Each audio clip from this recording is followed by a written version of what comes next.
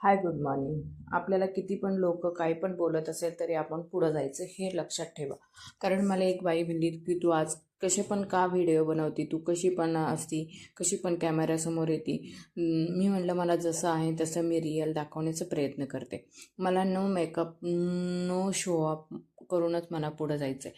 तर मी असं बोलून तिला पुढं जायचं ठरवलं. पण आता बघू मी काय करणार आहे.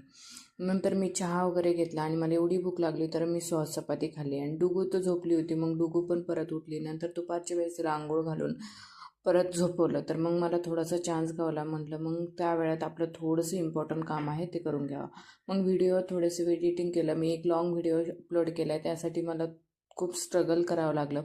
मग त्यानंतर कळलं की न्यू क्रिएटर असल्यानंतर किती त्रास होतो, किती गोष्टी समजून घ्याव्या लागतात.